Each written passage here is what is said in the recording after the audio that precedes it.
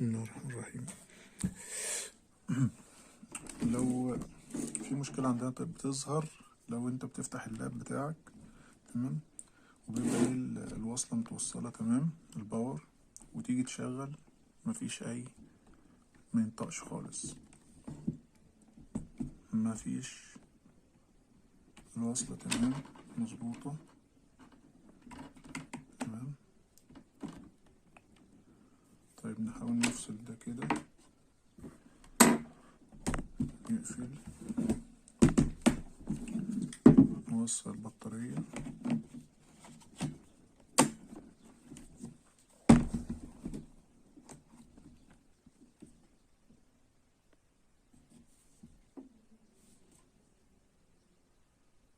برضو مش هينطق تمام.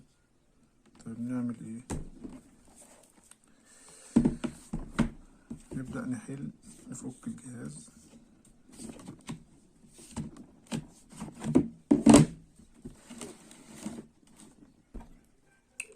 نفك المسمارين دول،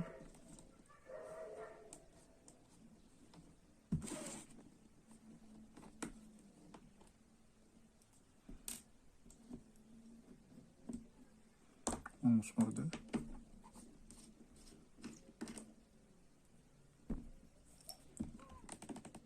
نشيل الكفر ده،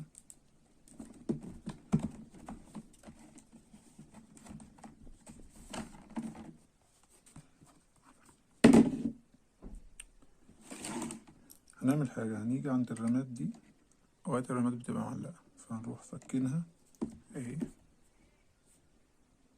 فك الرامة،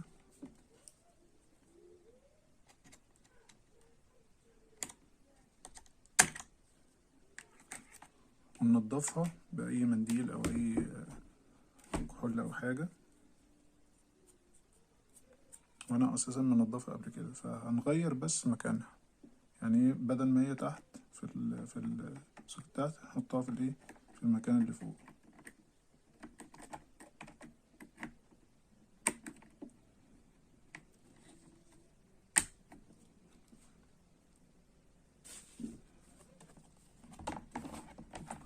ونقفل،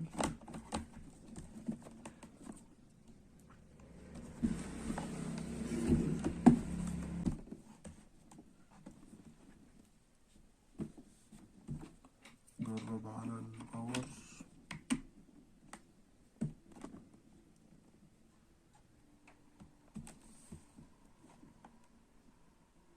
الجهاز بدأ يفتح تمام.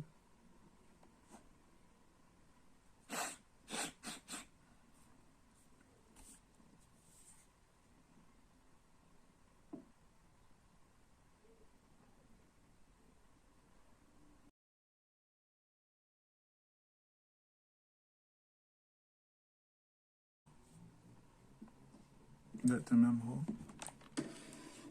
فتح معايا.